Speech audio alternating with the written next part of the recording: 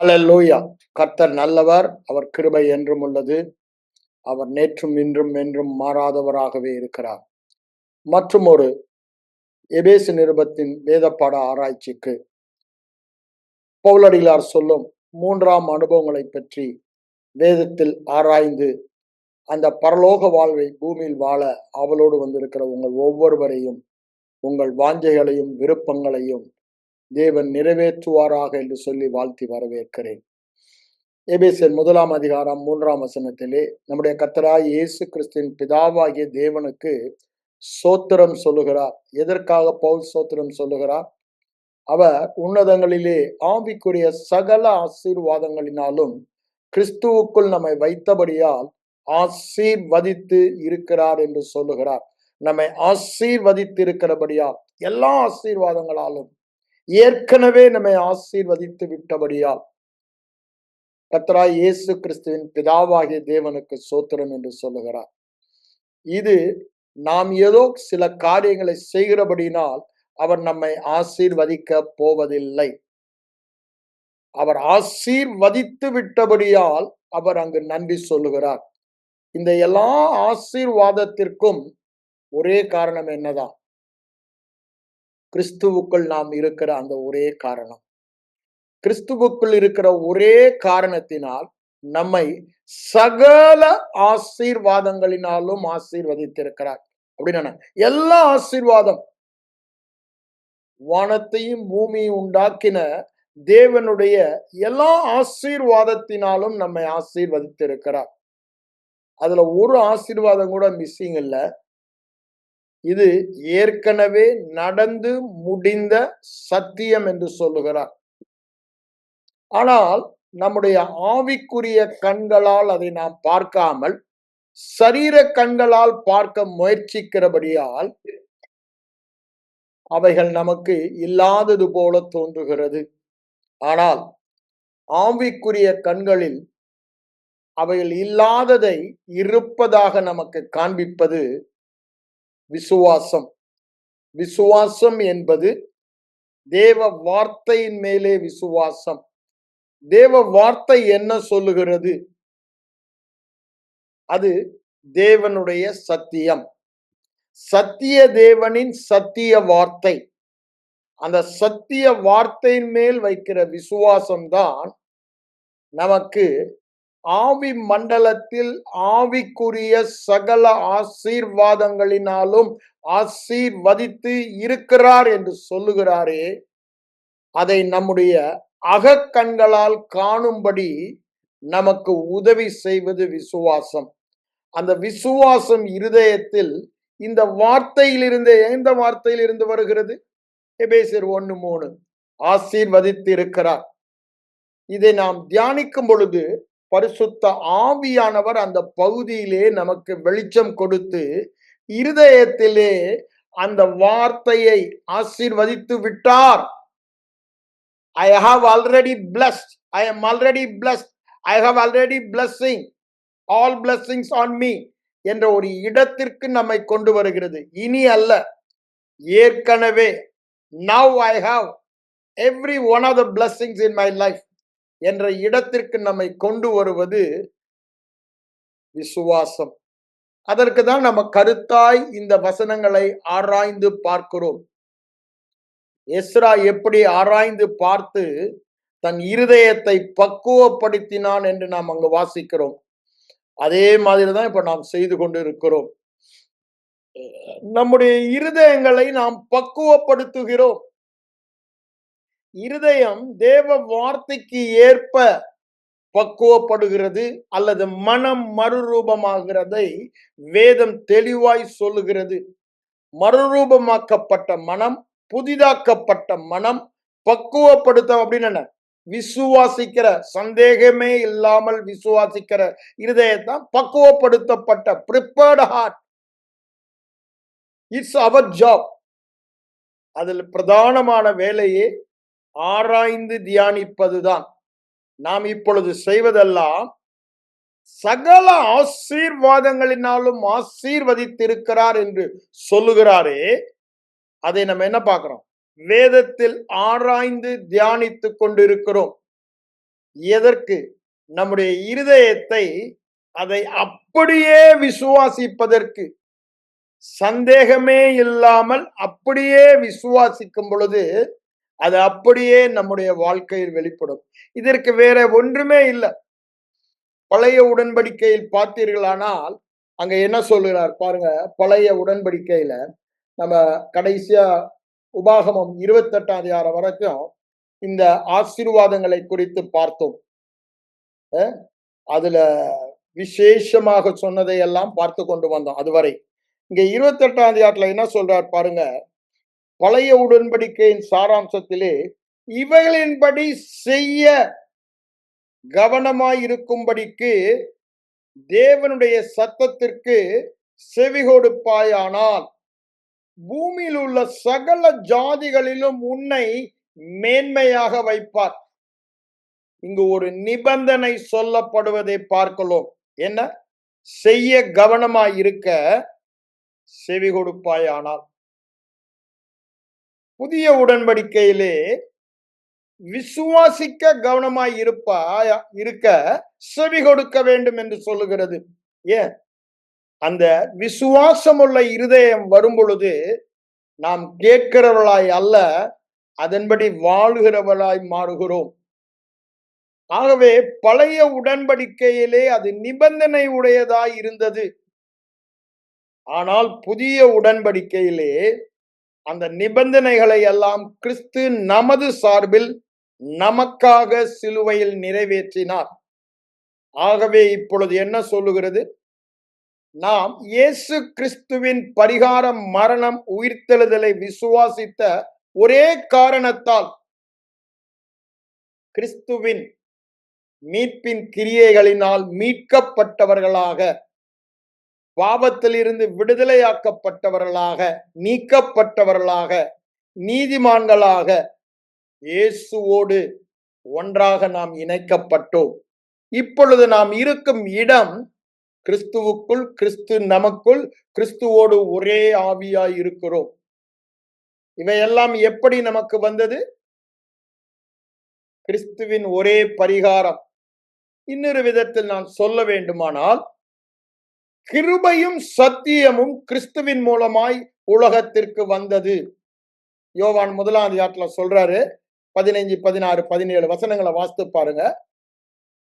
மோசே மூலமாக நியாயப்பிரமாணம் கொடுக்கப்பட்டது. ஆனால் கிறிஸ்துவின் மூலமாக என்ன வந்தது? கிருபையும் சத்தியமும் வந்தது. இயேசு கிறிஸ்து உலகத்திற்கு வரவில்லை என்றால் என்னை குறித்து, உங்களை குறித்த சத்தியம் இல்லை. தேவன் நம்மேல் கிருபை பாராட்ட முடியாது. நானே வழியும் சத்தியமும் ஜீவன் என்றவர் சொன்னாரே, அதற்கெல்லாம் அந்த சிலுவையில் அவர் செய்து முடித்த கிருபைதான் காரணம். கிருபை என்று சொல்லும் பொழுது இயேசு சிலுவையில் செய்த அந்த பரிகார கிரியையினாலே, மீட்பின் கிரியையினாலே பிதாவாகிய தேவன் என்னை இப்பொழுது கிறிஸ்துவுக்குள் வைத்து பார்க்கிறார், அல்லது கிருபைக்குள் என்னை பார்க்கிறார். கிருபை இயேசு கிறிஸ்து தான். It's a person. ட்ரூத் இயேசு கிறிஸ்து தான். It's a person. அந்த அவருடைய கிருபையினால் நாம் பரிபூரணம் பெற்றோம், அல்லது அவருடைய பரிபூரணத்தினால் கிருபை மேல் கிருபை, அல்லது ஆசீர்வாதத்தின் மேல் ஆசீர்வாதம் பெற்றோம். அதை தான் இந்த 28ஆம் அதிகாரத்துல சொல்றாரு. என்னவா? ஆசீர்வாதம் உன்னை முந்திக் கொள்ளும்ன்றாரு. அங்க கீழ்ப்படிந்தபடினாலே, இங்கு இயேசு மரண பரியந்தம் கீழ்ப்படிந்தபடியினாலே, என்னுடைய சப்ஸ்டியூட் பிரதிநிதியாக அவர் எல்லாவற்றையும் செய்தபடியினாலே, அவருடையதெல்லாம் என் கணக்கில் வரவு வைக்கப்பட்டபடியினாலே, நான் கிறிஸ்துவுக்கு ஒரே காரணத்தினாலே இந்த நிபந்தனையின்படி செய்தால்தான் என்று எனக்கு இல்லை. மறுபடியும் பிறந்த அந்த நாளிலே இங்கு சொல்லப்பட்ட ஆசீர்வாதங்கள் எல்லாம் என் ஆவியிலே எனக்கு கொடுக்கப்பட்டு விட்டது. இம்மைக்கும் மறுமைக்கும் தேவையான யாவற்றையும் அவர் நமக்கு தந்து விட்டார். அப்படிதானே? பக்தி விருத்திக்கு ஏதுவான யாவற்றையும் தந்து விட்டார். பக்தி விருத்தி என்றால் காட்லினஸ், தேவ சாயலை வெளிப்படுத்துவதற்கான இந்த ஆசீர்வாதத்தை நமக்கு தந்து விட்டார் என்று வேதம் சொல்லுகிறது. இந்த ஆசீர்வாதம் என்று சொல்லும் பொழுது it's an empowerment, it's an explosion. நம்முடைய வாழ்க்கையிலே அது சாதாரணமாய் வெளிப்படுவதில்லை. அதைதான் வேதம் சொல்லுகிறது. ஒரு மாபெரும் வித்தியாசத்தை உலக மக்களுக்கும் நமக்கும் காண்பிப்பது இந்த ஆசீர்வாதம் நம்மேல் இருப்பது. ஆனால் இந்த ஆசீர்வாதத்தை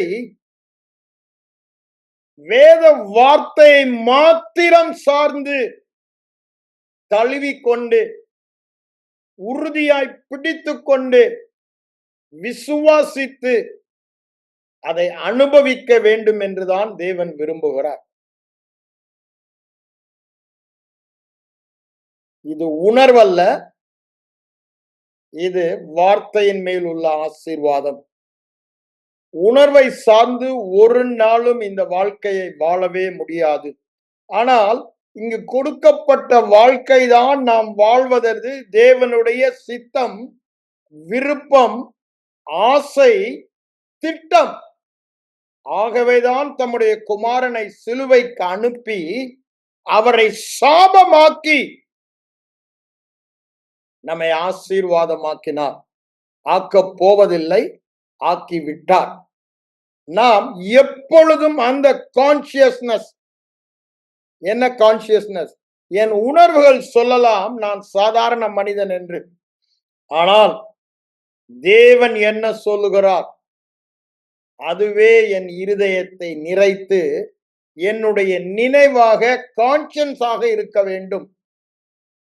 நான் எதை பேசினாலும், எதை நினைத்தாலும், சிந்தித்தாலும் இந்த வார்த்தையின் அடிப்படையில் அது என் கிரியையாய் இருக்க வேண்டும் என்று வேதம் சொல்லுகிறது. ஆகவேதான் நாம் இன்று இதை கருத்தாய் ஆராய்கிறோம்.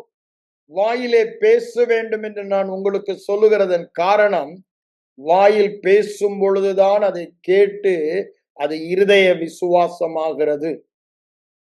அந்த விசுவாசத்தை தரும் வல்லமை இந்த வார்த்தைகளிலே இருக்கிறது.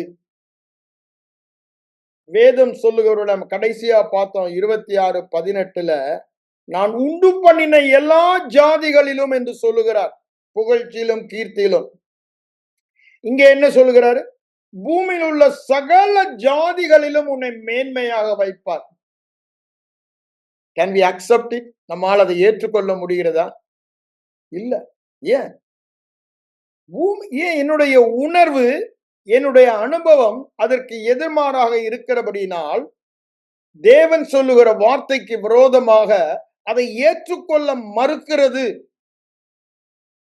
ஆவி மாம்சத்துக்கு விரோதமாகவும், அப்படின்னா மாம்ச அறிவு, ஐம்புலன் அறிவு ஒன்றுக்கு ஒன்று விரோதமாக இச்சிக்கிறது. ஆனால் தேவன் இங்க சொல்லுவதை பாருங்க, எனக்கு ரொம்ப பிடித்த வார்த்தை என்னன்னா, அங்க பாருங்க 26:19 என்ன சொல்றாரு? எல்லா ஜாதிகளை பார்க்கிலும் அவர் உண்டு பண்ணின எல்லா ஜாதிகளை பார்க்கிலும், எல்லா ஜனங்களை பார்க்கிலும், இங்க என்ன சொல்ற பாருங்க, பூமியில் உள்ள சகல ஜாதிகளிலும் அங்க சிறந்திருக்க பண்ணுவேன் என்று சொல்லுகிறார். மேன்மையாக வைப்பேன் என்று இங்கு சொல்லுகிறார். இது நீங்க பாத்தீங்கன்னா 7ஆம் அதிகாரத்திலேயே நம்ம பார்த்தோம். திரும்பவும் இது சொல்லுகிறபடினால அதை உங்களுக்கு ஞாபகப்படுத்த விரும்புகிறேன். ஏன்? இது நம் மனதை விட்டு பிரியாதிருக்க வேண்டும். இது நம்முடைய கண்களை விட்டு பிரியாதிருக்க வேண்டும். இது நம்முடைய உதடுகளை விட்டு, வாயை விட்டு பிரியாதிருக்க வேண்டும்.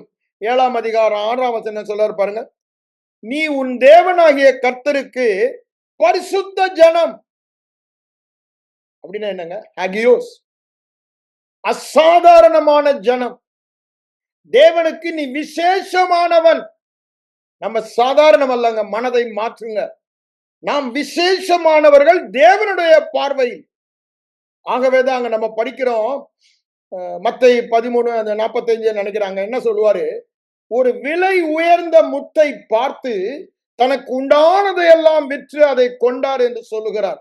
அந்த விலை உயர்ந்த முத்து நாம்ங்க. அவ்வளவு விலை உயர்ந்த விசேஷமானவர்கள்.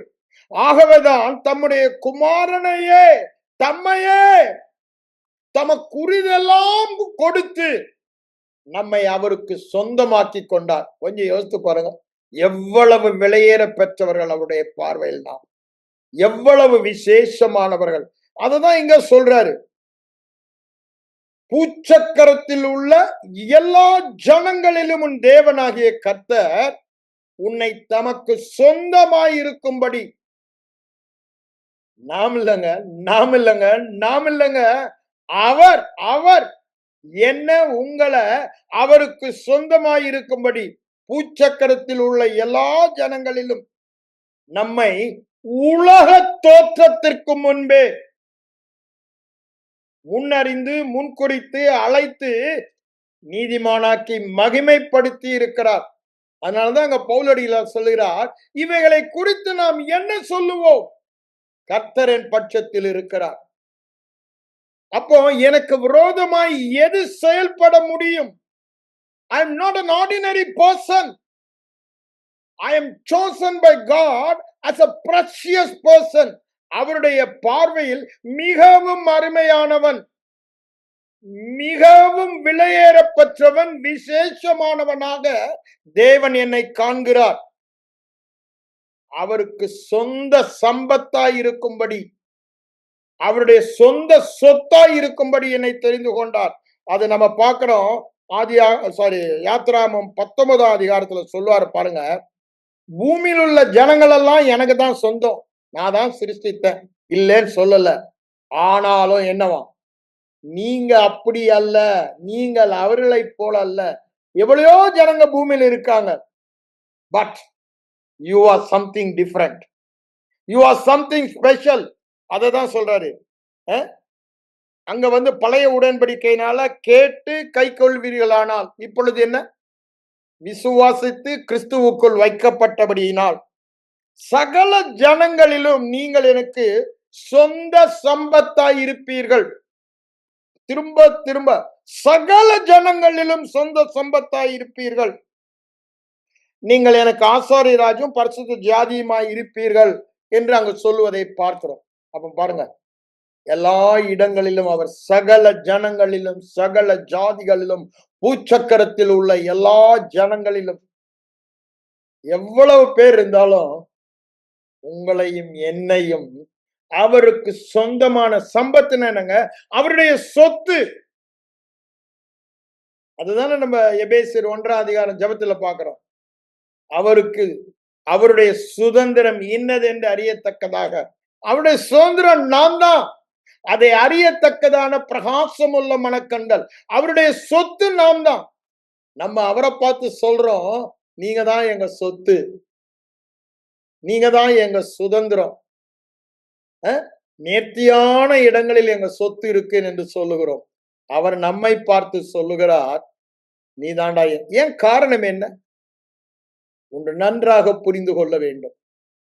கிறிஸ்து செய்த கிரியையினால் அல்லது கிருபையினால், மீட்பின் கிரியையினால் பிதாவானவர் என்னை கிறிஸ்துவுக்குள் வைத்து என்னவாக பார்க்கிறார்? கிறிஸ்துவாக பார்க்கிறார். கிறிஸ்து அவருக்கு பிரியமானவரா? நான் அவருக்கு மிகவும் பிரியமானவர். கிறிஸ்து அவருக்கு அன்பானவரா? நான் அவருக்கு அன்பானவர். கிறிஸ்து அவருக்கு விலை உயர்ந்தவரா? நான் அவருக்கு விலை உயர்ந்தவர். கிறிஸ்து விலையேற பெற்ற சொத்தா பிதாவுக்கு? நானும் பிதாவுக்கு ஏன்? நான் அவருக்குள் இருக்கிறேன். சத்தியம் என்பது இயேசு செய்த கிரியையினால் அல்லது கிருபையினால். கிருபை என்பது சிலுவையில் அவர் செய்தது. அதனால் பிதாவானவர் என்னை கிறிஸ்துவுக்குள் வைத்து என்னவாக என்னை பார்க்கிறார்? என்னவாக என்னை பார்க்கிறார்? கிறிஸ்துவாக பார்க்கிறார். என்னுடைய வெளி தோற்றத்தை அவர் பார்ப்பதில்லை. ஒருவன் கிறிஸ்துவுக்குள் இருந்தால் புது சிருஷ்டியாய் இருக்கிறான், பழையவைகள் ஒளிந்து போயின, எல்லாம் புதிதாயின. புது மனிதனாகிய கிறிஸ்துவை தரித்து கொண்டீர்களே. கொலைசியர் 3:10 சொல்லிட்டு தான் 11 என்ன சொல்றாரு? கிறிஸ்துவே எல்லாரிலும் எல்லாவுமானார். அதை எபேசியர் 4:24 வரும்போது மெய்யான நீதியிலும் பரிசுத்தத்திலும் கிறிஸ்துவின் சாயலை நாம் தரித்துக் கொண்டு இருக்கிறோம். அப்படின்னு என்னங்க? அவருடைய பரிபூரணத்தினால் எல்லா பகுதியிலும் அவருடைய பரிபூரணமாக நாம் மாறிவிட்டோம். அததான் எபேசியர் 2:7 அவரோடு கூட நம்மை உட்கார வைத்து சகல அதே 1 அதிகாரம் வரும்போது என்ன சொல்ல 20 சகல துரத்தனங்களையும் அதிகாரங்களையும் ஆளுகைகளையும் பெயரிடப்பட்ட எல்லா நாமத்திற்கும் மேலாக அவரை உயர்த்தும் போது அவரோடு கூட வீற்றிருக்கிறோமே, நம்மையும் அந்த இடத்தில் உயர்த்தி சகலவற்றையும் அவருடைய பாதமாகிய நம்முடைய பாதங்கள் கீழ்ப்ப எவ்வளவு பெரிய மேன்மையை நமக்கு கொடுத்திருக்கிறார், எவ்வளவு பெரிதான சிறப்பை நமக்கு கொடுத்திருக்கிறார். சாதாரண புகழ்ச்சி, கீர்த்தி, மகிமை அல்லங்க. இது மனிதன் கொடுக்கும் மகிமை, புகழ்ச்சி, கீர்த்தி அல்ல.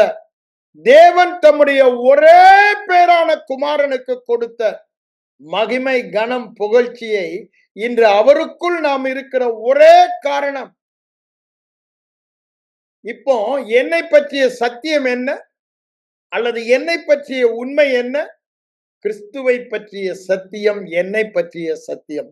கிறிஸ்துவே எனது சத்தியம், சத்தியத்தையும் அறிவீர்கள். என்ன சத்தியத்தை அறிவீர்கள்? கிறிஸ்து என் சத்தியம்.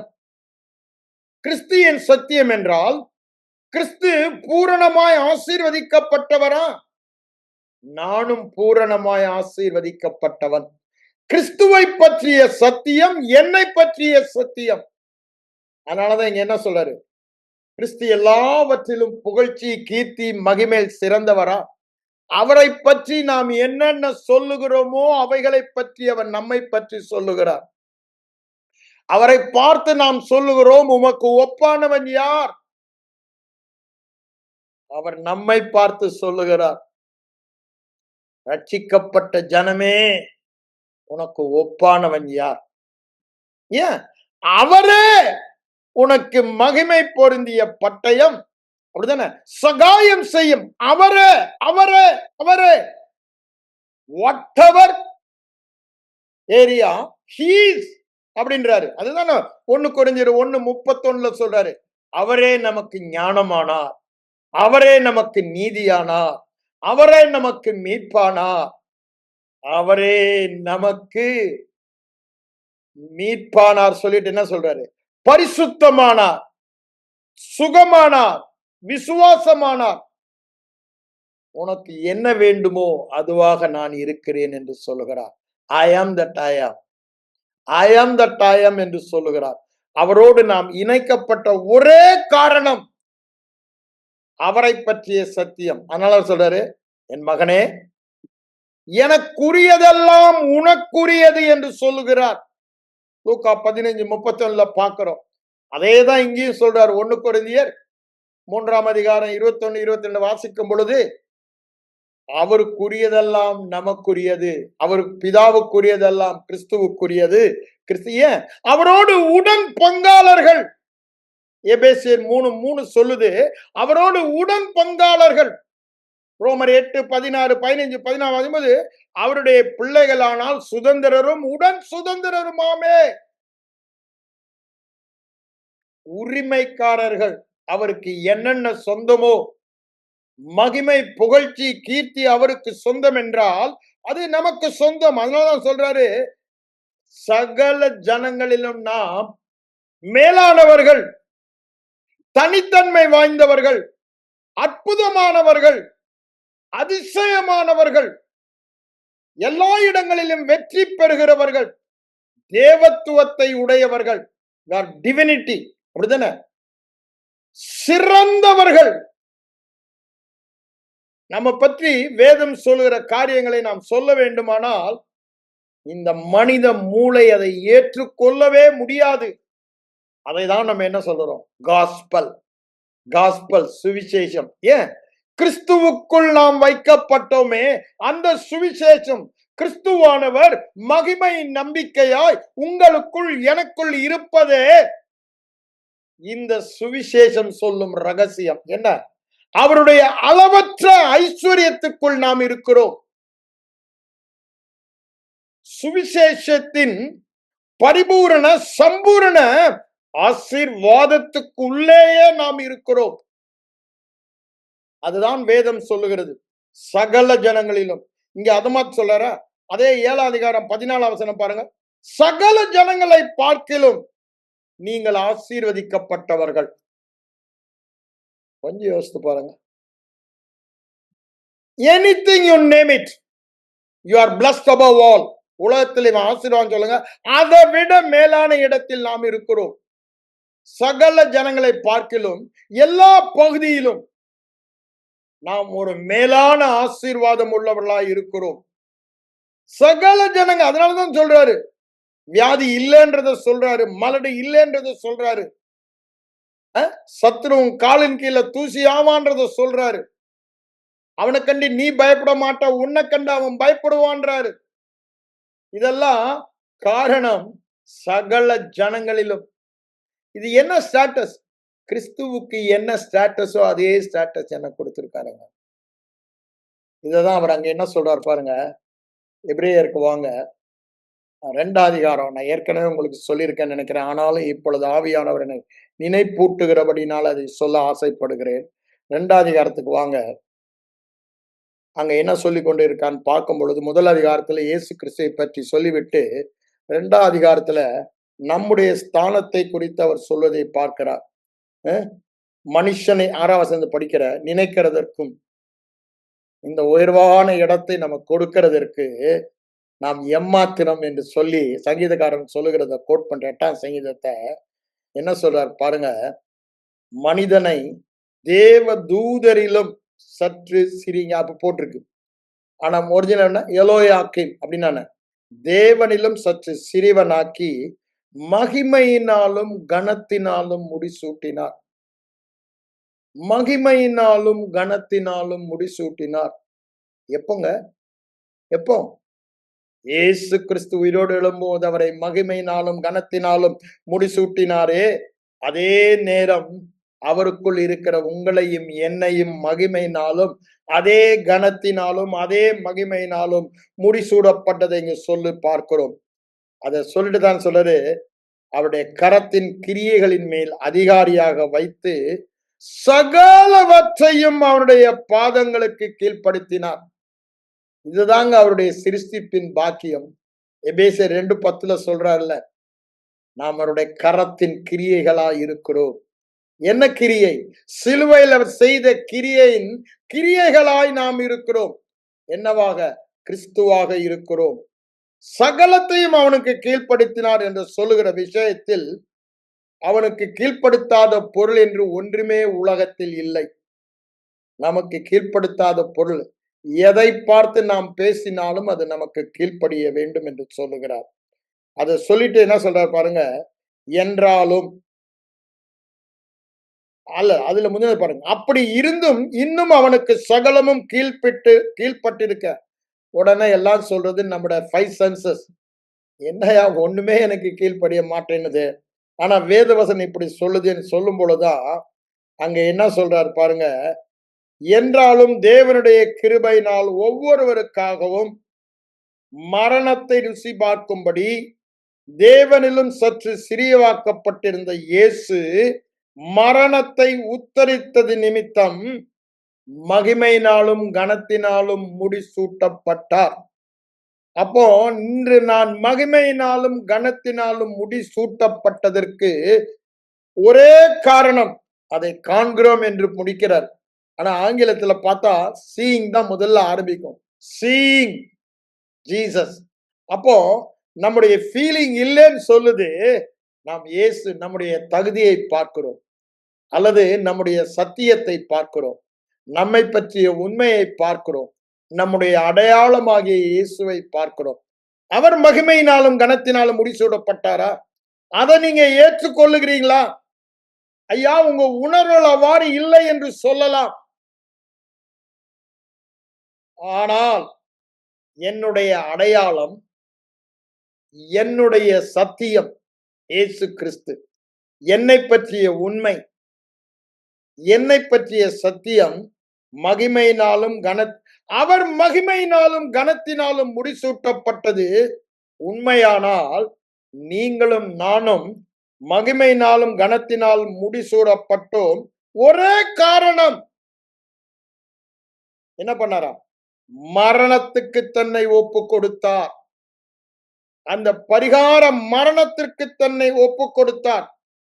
அவர் அதன் மூலமாக மரணத்தை அழித்தது நிமித்தம் மகிமையினாலும் கனத்தினாலும் நம்மை முடிசூட்டினார். அததான் சொல்றாரு. அடுத்த வசனம் பாருங்க. நமக்காகவும் தமக்காகவும் தம்மாலே சகலத்தையும் உண்டாக்கினவர் அநேகம் பிள்ளைகளை மகிமையில் கொண்டு வந்து சேர்க்கையில், எப்பங்க மகிமையில் கொண்டு வந்து சேர்த்தாரு? எப்ப மகிமையில் இருந்தார்? ரட்சிப்பின் அதிபதியை, அப்படித்தானே, சிலுவையின் மூலமாக பூரணப்படுத்துவது அவருக்கு ஏற்றதா இருந்தது. நம்ம எங்க கொண்டு வந்து சேர்த்துட்டாரா? மகிமையில் கொண்டு வந்து சேர்த்தார், சிலுவையின் பரிகாரமாக. அததான் இங்க சொல்லுகிறார். மகிமையினாலும் கனத்தினாலும், தேவதூதர்களுக்கு இல்லாத மகிமை, தேவதூதர்களுக்கு இல்லாத கனம் இந்த மனிதர்களுக்கு கொடுக்கப்பட்டதை சொல்லுகிறார். பாருங்க, சகல ஜனங்களை பார்க்கலும், பூச்சக்கரத்தில் உள்ள எல்லா ஜனங்களை பார்க்கலும். 10ஆம் அதிகாரத்துக்கு பாருங்க. அங்க என்ன சொல்றாரு பாருங்க. 14 எல்லாம் கர்த்தருடைகள். 15 என்ன சொல்ற பாருங்க. அன்பு கூறும் பொருட்டு உன்மேல் பிரியம் வைத்து சகல ஜாதிகளுக்குள்ளும் தமக்கு என்று தெரிந்து கொண்டார். தமக்கு என்று சகல ஜாதிகளுக்குள்ளும். அதை தான் நான் பார்த்து கொண்டு வருகிறேன். சகல இருதயத்தில் அது ஆழமாக போடுங்க.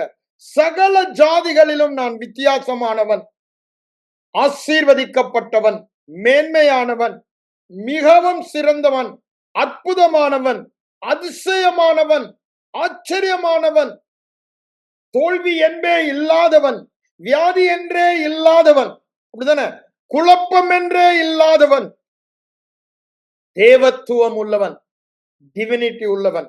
அததான் பாருங்க. 14:2 என்ன சொல்ற பாருங்க. நீங்கள் பரிசுத்தமான ஜனங்கள். யாருக்கு? தேவனுக்கென்று, அவருக்கு சொந்தம் என்று பிரித்தெடுக்கப்பட்ட ஜனங்கள். எவ்வளவு பெரிய பாக்கியம் பாருங்க. பூமி எல்லா ஜனங்களிலும் கர்த்தர் உங்களையே, என்னையே, நான் அடிக்கடி சொல்றேன், என்னையே அவருக்கு சொந்தமான ஜனமாய் இருக்கும்படி, அவருடைய ஆஸ்தியாய் இருக்கும்படி, அவருடைய சம்பத்தாய் இருக்கும்படி அவர் என்னை தெரிந்து கொண்டார் என்று வேதம் சொல்லுகிறது. அதை தான் நம்ம இங்க பார்த்தோம். 26:19 என்ன சொல்றாரு? மகிமையில், புகழ்ச்சியில், கீர்த்தில், கனத்தில் சிறந்திருக்க பண்ணுகிறார். We are superior people, not ordinary. இது உங்க மனதை விட்டு நீங்காதிருக்க வேண்டும். I cannot go to that level. பவுலடிகளார் சொல்றாரு, எனக்கு எல்லாம் செய்ய உரிமை உண்டு, ஆனா ஒன்று எனக்கு அது தகுதியாயிராது, அது ஒன்றும் எனக்கு பக்தி விருத்தி உண்டாக்காது. அப்படிதானே? It is not fitting for me to do those things. I am seated with Christ. As Christ is, so I am. அவரோடு கூட வீற்றிருக்கிறேன், அவர் இருக்கிற வண்ணமாகவே இருக்கிறேன். இதெல்லாம் எனக்கு அதாவது என்னுடைய விடுதலை பரிபூரண விடுதலை. நியாயப்பிரமாணத்தில் இருந்து, நியாயப்பிரமாண சட்டத்தில் இருந்து எதை வேண்டுமானாலும் நான் செய்யலாம். ஆனா அது எனக்கு, நான் யாரு? நான் யாரு? கர்த்தருக்கு பரிசுத்த ஜனம், அவருக்கு சொந்த சம்பத்து, சொத்தாய் இருக்கும்படி என்னை பிரித்தெடுத்தார். எனக்கு அவர் சொத்துன்னு இவ்வளவு நாள் சொல்லிக்கிட்டு இருந்தேன். இப்ப அவர் சொல்றாரு, நீதாண்டா என் சொத்துன்றார். அவருக்கு சொந்தமானது இந்த சரீரம், அவருக்கு சொந்தமானது. அவருக்கு சொந்தமான சரீரத்தினால் அவரை கனப்படுத்துங்கள், மகிமைப்படுத்துங்கள் சொல்லும் போது அங்க என்ன சொல்றாரு? இதெல்லாம் எனக்கு தகுதியாயிராது. எது? வியாதியோடு இருப்பது எனக்கு தகுதியாயிராது, பாவத்தோடு இருப்பது எனக்கு தகுதியாயிராது, குறைவோடு இருப்பது தகுதியாயிராது. என் தகுதி என்னங்க? கிறிஸ்துதான் என் தகுதி. கிறிஸ்து எப்படி இருக்கிறாரோ அப்படி இருப்பதுதான் என்னுடைய தகுதி. இவைகளெல்லாம் தகுதியா இருக்காது. அப்போ ஏங்க அதை நான் சகிக்க வேண்டும்? Why should I tolerate it? Lack or sickness or anything. சகல ஜனங்களிலும் புகழ்ச்சி, கீர்த்தி, மகிமையிலும் சிறந்திருக்க பண்ணுவேன் என்று சொல்லும் பொழுது அதுக்கு கீழே ஒன்ன கூட நான் டாலரேட் பண்ண மாட்டேன். It is my possession because I am in Christ. கிறிஸ்துவுக்குள் நான் இருக்கிறபடியால் புகழ்ச்சி, கீர்த்தி, மகிமையில் நான் சிறந்துதான் இருப்பேன். என் மனம் இந்த புது சிருஷ்டியின் புது உடன்படிக்கையின் பாக்கியத்தால் மாற்றப்பட வேண்டும். அதனாலதான் சங்கீதக்காரன் சொல்றான் 34, இந்த பாவங்கள் மன்னிக்கப்பட்டபடினால, கிறிஸ்துவுக்குள் இப்ப இருக்கிறபடினால இவன் எவ்வளவு பெரிய பாக்கியவான் என்று சொல்லுகிறான். பழைய உடன்படிக்கையில சொல்லுவாங்க, அவன் புது உடன்படிக்கையில நமக்கு கொடுக்கப்பட்ட பாக்கியத்தை அதுதான் ரோமர் 4 அதிகாரம் 6-7 வசனங்களில் சொல்லுவதை பார்க்கலாம். எவ்வளவு பெரிய பாக்கியங்க! அந்த கிருபையாலே, கிறிஸ்து செய்து முடித்த கிரியையாலே, மீட்பின் கிரியையாலே பிதாவுக்கு முன்பாக நம்மை என்னவாக மாற்றி இருக்கிறார். இன்று கிறிஸ்துவுக்குள் நாம் இருக்கிறபடியால் நாம் யார் மறந்து போகவே கூடாது. அது நம்முடைய எண்ணங்களை விட்டு நீங்கவே கூடாது. அது நம் கண்களை விட்டு நீங்கவே கூடாது. அது நம் வாயின் பேச்சை விட்டு நீங்க கூடாது. அது நம்முடைய செயலாகும் வரை கிறிஸ்துவுக்குள் நான் யார்? புகழ்ச்சியில், கீர்த்தியில், மகிமையில் சிறந்தவன்.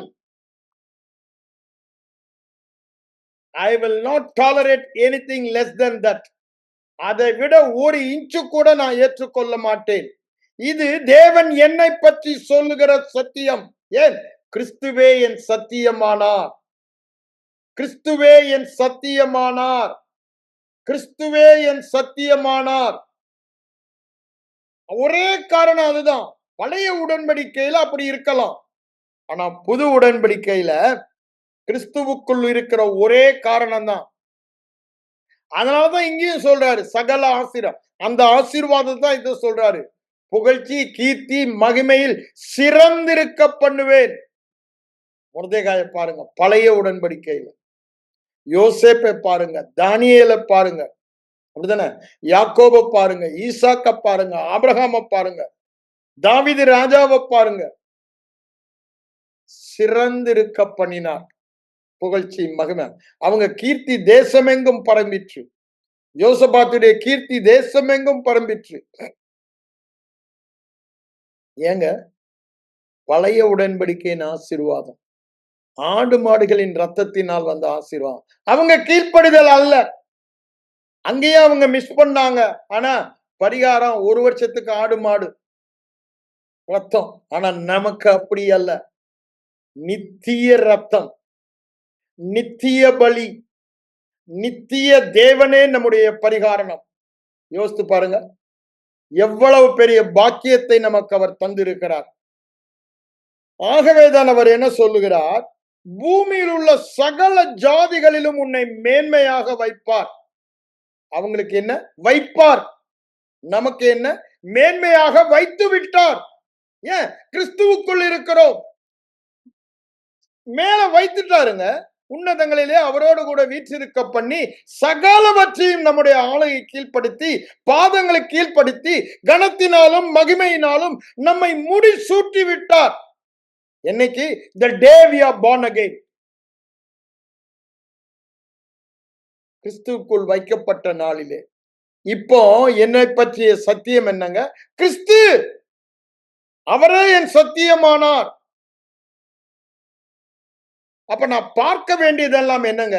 கிறிஸ்துவை மாத்திரம். அதுதாங்க சொல்றாரு எபிரேயர் 2:8-9 அதை சொல்லுகிறார். பார்க்க சொல்லுகிறார். எதை பார்க்க சொல்லுகிறார்? என் சத்தியத்தை பார்க்க சொல்லுகிறார். என் உணர்வை அல்ல, என் அனுபவத்தை அல்ல. நான் பார்க்க வேண்டியதெல்லாம் சத்தியம். சத்தியத்தையும் அறிவீர்கள், சத்தியம் உங்களை இந்த உன்னதமான புகழ்ச்சியிலும், கீர்த்தியிலும், மகிமையிலும் சிறந்து சகல ஜனங்களிலும் ஆசீர்வாதமாய், அவருக்கு பரிசுத்த ஜனமாய், அவருடைய சொந்த சம்பத்தாய், அவருடைய விலையுயர்ந்த பொக்கிஷமாய் இருப்பதை பார்க்க சொல்லுகிறார். அததான் இங்க என்ன சொல்றாரு? இத நம்ம படிக்கும்போது சொல்றோம். என்னை பூமியில் உள்ள சகல ஜனங்களிலும் மேன்மையாக வைத்ததற்கு ஒரே காரணம் நான் கிறிஸ்துவுக்குள் இருக்கிறேன். அது சத்தியம்.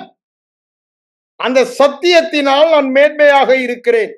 அப்ப என்னுடைய பார்வை, என்னுடைய பேச்சு, என்னுடைய நடை உடை பாவனை எல்லாம் பூமியில் உள்ள எல்லா பயல்களை விட நான் மேன்மையானவன். அந்த பார்வையாக, பேச்சாக, செயலாக இருக்க வேண்டும். அததான் அவர் சொல்றார். அத சொல்லிட்டு அர்த்தவசனம் சொல்லி பாருங்க. இவைகளுக்கு நீ செவி கொடுக்கும் போது நான் திரும்ப நேத்து அதுதான் சொல்ல நினைச்சேன், டைம் இல்லையா, திருப்பியும் சொல்றேன். இந்த கீயே செவி கொடுக்கிறதுல தான் இருக்கு. If you want to be the doer of the word, if you want to live in the word, liver of the word, the key is hearing what God is saying. What God is saying? உன்னை மேன்மையாக வைத்தார். சகல ஆசீர்வாதங்களினாலும் ஆசீர்வதித்து விட்டார். சிறந்திருக்க செய்தார். அவங்களுக்கு செய்வேன், நமக்கு செய்தார். இதை கேட்டுக்கொண்டே இருக்க வேண்டும். ஐயா, உங்கள் விசுவாசத்தை ஊன்ற கட்டுகிற ஊழியர்கள் நாங்க. வேற இது நல்ல, அது நல்ல, இது சரியில்லை சொல்லுவதல்ல. அது விசுவாசத்தை கட்டாது. அதான் பவுலடிகளார் என்ன சொல்றாரு, 1 கொரிந்தியர் 3ஆம் அதிகாரம் 4, 5, 6 வசனங்களை பாருங்க. என்ன சொல்றாரு? நாங்க யாருயா? ஆர்டினரி மனுஷன் தான். ஆனா யாரு? உங்க விசுவாசத்தை கட்டி. அப்போ நம்முடைய பிரசங்கம் எல்லாம், ஊழியர்களாகிய நம்முடைய பிரசங்கம் எல்லாம் என்னவாக இருக்க வேண்டும்? இந்த நல்ல செய்தி என்ன?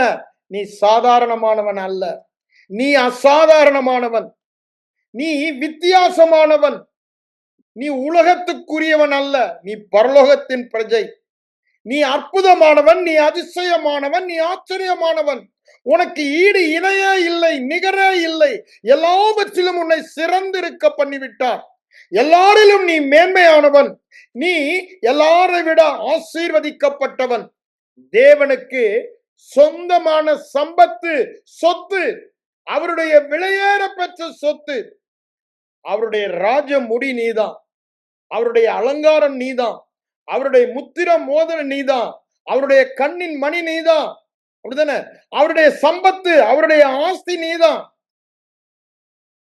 அதை சொல்லுவதற்குத்தான் நம்மை புது உடன்படிக்கையின், புது சிருஷ்டியின் ஸ்லாக்கியங்களை சொல்லி மனதை மாற்றுவதற்குத்தான் நம்மை ஊழியராக அவர் தெரிந்து கொண்டிருக்கிறார்.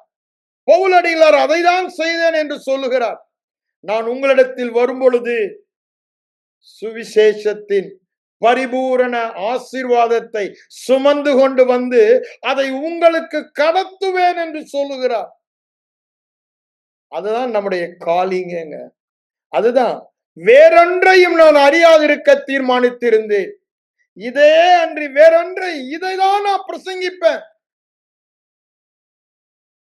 அவர் பிரசங்கத்தை கேட்கும் பொழுது ஜனங்களுக்கு விசுவாசம் வந்தபடினாலதான் உலகத்தை கலக்குகிறவராக, தலைகீழாக மாற்றுகிறவராக பவுலடிகளார் செயல்பட்டதை பார்க்கிறோம்.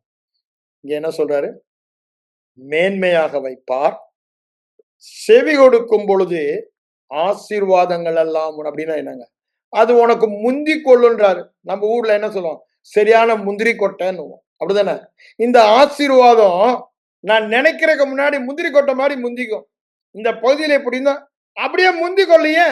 அது வேதவசனம் சொல்றது தானே நான் நினைக்கிறேன், வேதவசனம் சொல்றது தானே நான் ஆசைப்படுறேன்.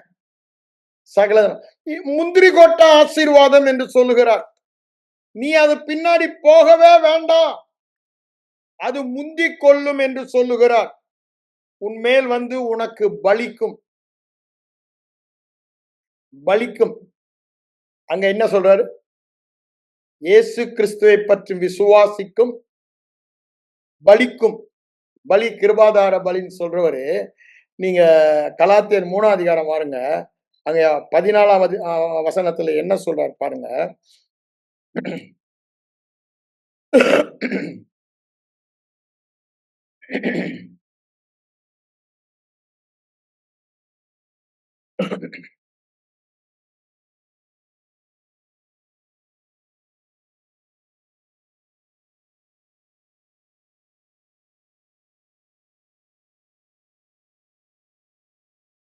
சொல்லப்பட்ட வாக்குத்தத்தத்தை விசுவாசத்தினால் பெறும்படி இயேசு சாபமாகி நம்மை ஆசீர்வாதமாக்கினார். சொல்லப்பட்ட ஆசீர்வாதத்தை கீழ்ப்படிதலினால் பெறும்படி அல்ல. சொல்லப்பட்ட இந்த ஆசீர்வாதங்களுடைய முந்திக் கொள்ளுன்றாரே, நீ செவி கொடுத்து செய்வாயான அல்ல, விசுவாசத்தினால் பெறும்படிக்கு. அது சொல்லிட்டு தான் பாருங்க, 23ஆம் வசனம் பாருங்க, இல்ல 22லயே சொல்றாரு பாருங்க, இயேசு கிறிஸ்துவை பற்றும் விசுவாசத்தினாலே பலிக்கிற வாக்கு தத்தம். இந்த ஆசீர்வாதங்கள் எல்லாம் இயேசு கிறிஸ்துவை விசுவாசிக்கிற ஒரே காரணம் என்று சொல்லுகிறார். அதே 2 கொரிந்தியர் 1:20 சொல்றாரு, எல்லாம் இந்த வாக்கு உன்னை முந்திக் கொள்ளுன்றாரு, இதெல்லாம் உன் மேல பலிக்கும் என்று சொல்லுகிறாரு. ஒரே காரணம் என்ன? கிறிஸ்துவுக்குள் இருக்கிறபடியால் ஆம் என்றும் ஆமேன் என்றும் இருக்கிறது. அங்க எங்குமே இந்த நிபந்தனை கீழ்ப்படிதல் உன்னுடைய செய்கை குறித்து சொல்லவில்லை. ஏன்? அதுதான் நம்ம இந்த ஆசீர்வாத வாழ்க்கை சபை வாழாதபடிக்கு. இன்னைக்கு சபை உலகத்தையே போஷிக்க வேண்டிய சபை, கவர்மெண்ட் அல்லங்க, சபை. சபை உலகத்தின் தேவைகளை சந்திக்க வேண்டிய சபை சாதாரண சபையாக வாழ்வதற்கு காரணம் என்ன? இந்த சத்தியத்தை குறித்த வெளிப்பாடு இல்லை. நாம் யார்? நமக்கு என்ன கொடுக்கப்பட்டிருக்கிறது? நம்மால் என்ன செய்ய முடியும்? கொஞ்சம் யோசித்து பாருங்க. ஒரு யோசேப்பு அன்று உலகத்தையே போஷித்தான், அப்படிதானே? ஒரு யோசேப்பு. நிச்சயமா தேவன் ஒரு தாவீது ராஜா, ஒரு எஸ்தர், ஒரு பவுலடிகளார், ஒரு நீங்களும் நானும் அந்த காரியத்தை சாதிக்க முடியும். ஆண்டவருக்கு அவர் விரும்புகிற பாத்திரமாக மரியாளை போல உன் வார்த்தையின்படி எனக்கு ஆக கடவது என்று அர்ப்பணிக்கிறவர்களை அவருடைய கண்கள் பூமி எங்கும் தேடிக்கொண்டிருக்கிறது. அப்படிதானே? உம்முடைய வார்த்தை தான், வேற எதுவுமே. உம்முடைய வார்த்தை என்ன சொல்லுதோ அதை மிஞ்சியும் அதை குறைஞ்சும் நான் எதுவுமே நினைக்க மாட்டேன், பேச மாட்டேன், விசுவாசிக்க மாட்டேன், ஏற்றுக்கொள்ள மாட்டேன். அதுதான் உத்தம இருதயம். நீங்க சொல்லிட்டீங்க daddy, that settle it. No more argument about it. No more dispute about it. When you say it is yes and amen only, அப்படின்னு அதை ஏற்றுக்கொள்ளுகிற இருதய பக்குவத்திற்கு தான் இதை நம்ம ஆராய்ந்து பார்க்கிறோம். அந்த இருதய பக்குவம் தான் சொல்றாரு, உத்தம இருதயம் என்று சொல்லுகிறார்.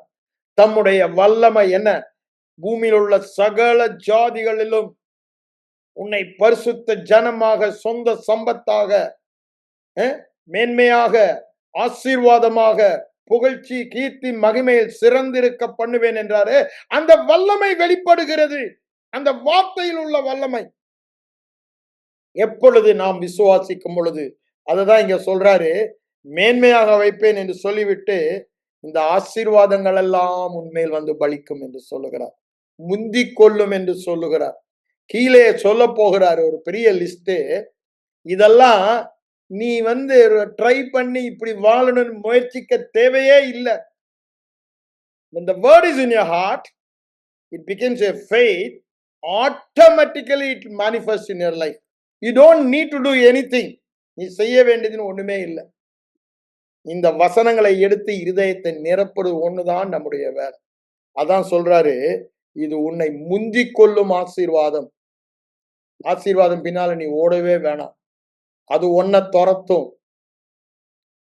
ஜீவனுள்ள நாளெல்லாம் நன்மை, கிருபை, ஆசீர்வாதம் என்னை தொடரும். காரணம் என்ன? என் கண்முன் கிறிஸ்துவை நிறுத்தி உள்ளேன். விசுவாசத்தை தோற்ற முடிக்குமான அவரை நோக்கி நிறுத்தி உள்ளேன். என் பார்வை எல்லாம் அவர்தான் என்னுடைய தகுதி, அவர்தான் என்னை பற்றிய சத்தியம். நான் யார் என்ற சத்தியம் அவர்தான். நான் என்ன செய்ய முடியும் என்ற சத்தியம் அவர்தான். எல்லாவற்றையும் செய்ய பலன் உள்ளவர் அவர் ஒருவர். அதுதான் என்னை குறித்த சத்தியம். சகலவற்றின் செய்ய என்னால் முடியும் என்று விசுவாசிப்பவர் அவர். அதுதான் என்னை பற்றிய சத்தியம். சகலவற்றின் செய்ய வல்லமை உள்ளவர் என்ற சத்தியம், அப்படிதானே? செய்ய முடியாதது என்று ஒன்றுமே இல்லை அவருக்கு. அதுதான் என்னை பற்றிய சத்தியம். நன்றாக புரிந்து கொள்ளுங்கள். அவரே நமக்கு சத்தியமானார். அவரே நமக்கு சத்தியமானார். அவர்தான் நம்மை பற்றிய சத்தியம். ஒரே காரணம், அவரை விசுவாசித்தேன், அவரோடு இணைக்கப்பட்டேன். வேற காரணமே இல்லை. அததான் இங்க சொல்றாரு, இந்த ஆசீர்வாதம் நீ தொடராதடா, அது உன்னை பின்தொடருன்றார். ஏன்?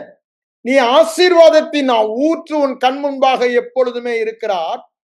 அவராக நீ இருக்கிறார். அவர் இருக்கிற வண்ணமாக ஆசீர்வாதத்தின் ஊற்று இருக்கிற வண்ணமாகவே நீ இருக்கிறாய்.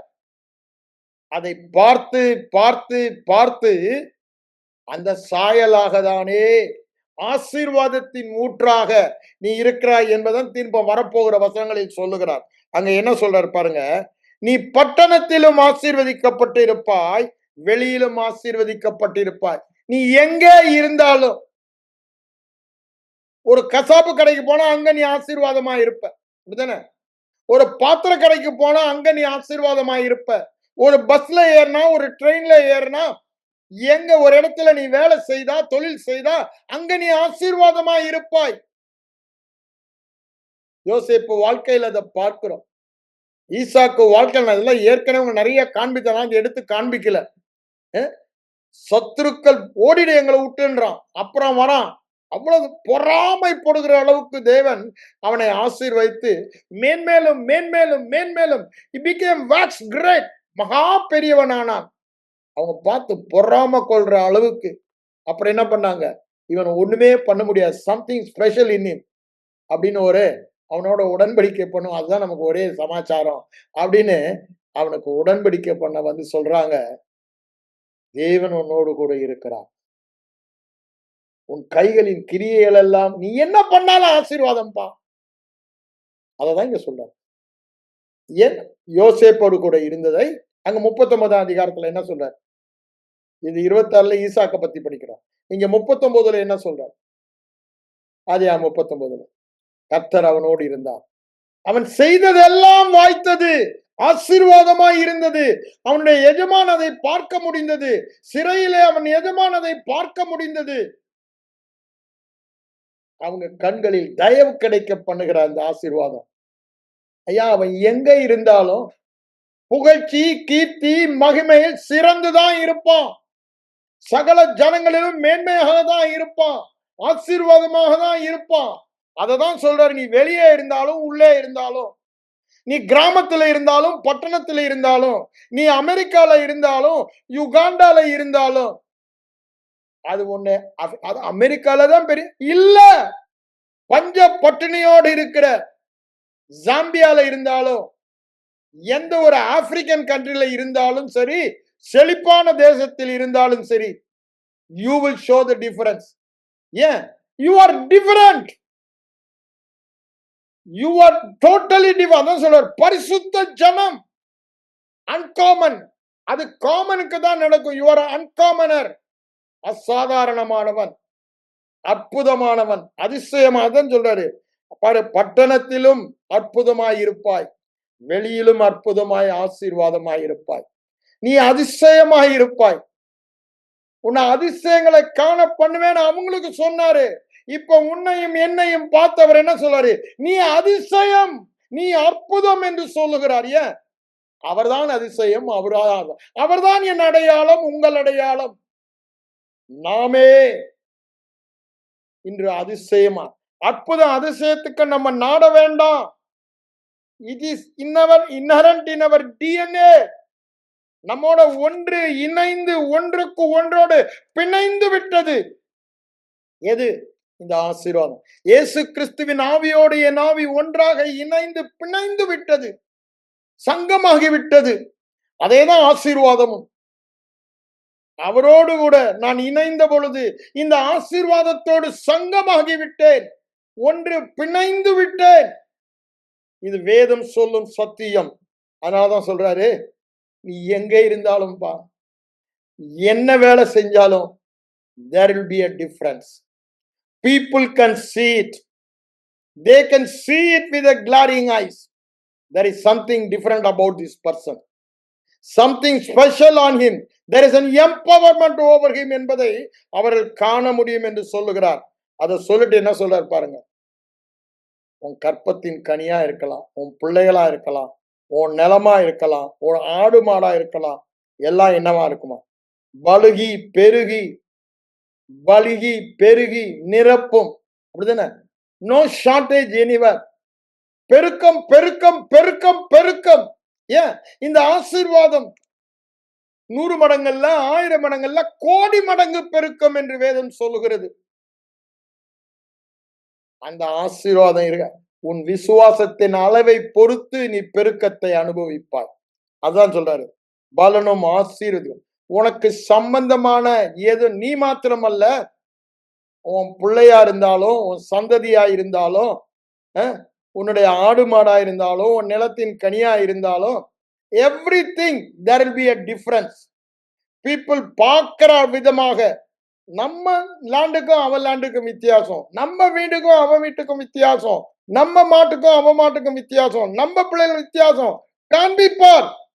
ஏத்தியருக்கும் இஸ்ரவேலருக்கும் அன்று எகிப்திலிருந்து புறப்பட்ட நாளிலே வித்தியாசத்தை காண்பித்தார்.